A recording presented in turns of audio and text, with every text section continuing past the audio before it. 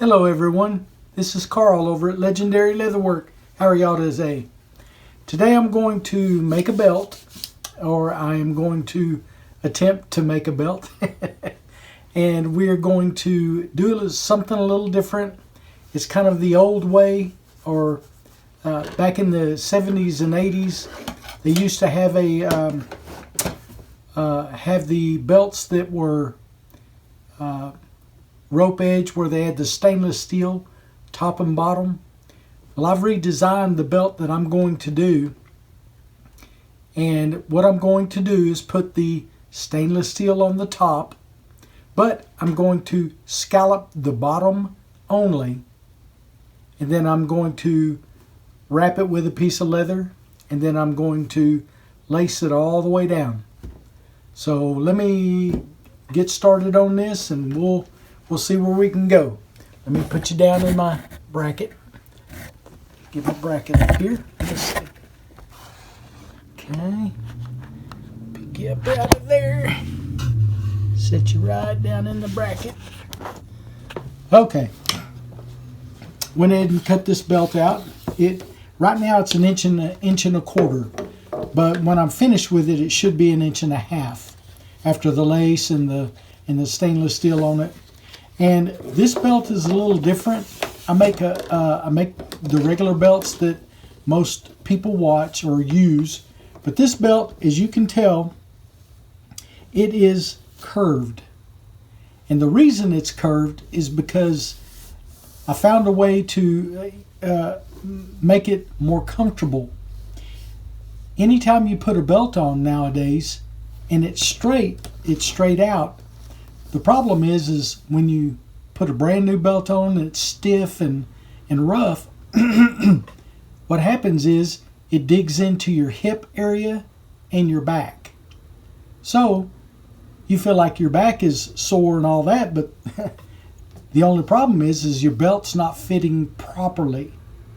Everybody's belt or everybody's back is curved.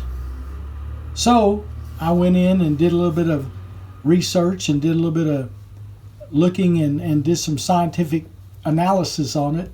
Not that I'm a scientist, and I found out that if we make a curved belt, when you put it on, like so, the belt comes out perfectly round and it sets into your back perfectly, which means you won't have any pain around the pelvic area or the back. And when you sit down, there is no looking in the butt down in the little crack because it's leaning out. This belt will stay connected with you all the way around. And what I'm also going to do, as I said, I'm going to scallop the bottom all the way down to a point. And then I'm going to hammer holes on the top of this all the way down, and then I'm going to wrap it with some nylon string, or I may use some leather, some round leather that you can get from the store, and then we will wrap another piece of leather around it, and then once that's all done, we will put in the stainless steel all the way down in between the piece of leather, or the string, I guess you could say. And once that's all done, then we will hammer the holes down at the bottom, down here, to lace it up. So it's going to be a little bit of a lengthy video all the way through, but I think we can get through this without a problem. And I'll show you. It's fairly simple to do. It's time consuming. And I cut this belt, so far I've cut it out, and this will fit a 48 waist size. So I had the other belt on there in the past. It was a size 41 belt size. This one will be a 48. So let me go ahead and let you in, and I'll start up the next video in a little bit once I start cutting the scallops. Okay, everyone. Now what I've done is taken some scrap pieces that I've had that shows you the scallops, what I'm going to do is just trim off each one of the scallops and go all the way down the belt to the certain degree. And this will be the side where the belt tip is. So I left 2 inches away from the last hole. That way you'll get, you know, if you ever have to put another one in there, it can be done as well. So what I'll do is use the nice little scissors that I got from Tandy. They're really sharp. Not very expensive scissors, but they do pretty good in situations like this. So we'll go ahead and start trimming this around. And after I cut all this off, I'll take it to my drum sander and sand the little points off if there are any. See, like right here, that might come out to be a point, which I can very easily trim that off with my drum sander. I use a drum sander on a lot of sanding areas. The drum sander just works really good.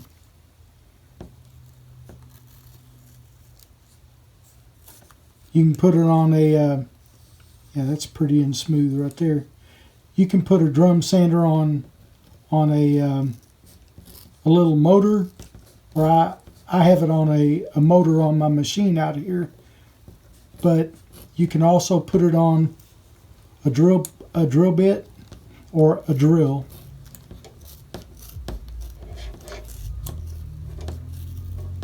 And it does just fine all the way around.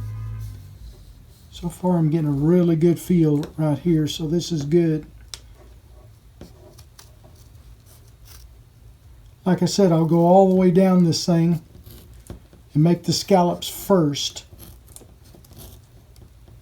Once the scallops are done, then I will put the holes in the top of it with my little 4-prong punch, hole punch, that Tandy supplies. They've got a real nice hole punch that you can put 4, 2, 1, 3, it doesn't matter. Out of the 4 pieces, you can do it all at one time, or you can separate the hole punch area, make the holes wider apart. That's what I'm going to originally do with the Tandy hole punch tool. That way I can put my leather or my string, my cord, in the top of this belt, and it'll fit just fine. So anyway, I'll go ahead and stop the video here and finish this up. And once I get to the cord, I'll show you what we're going to do with it. Okay?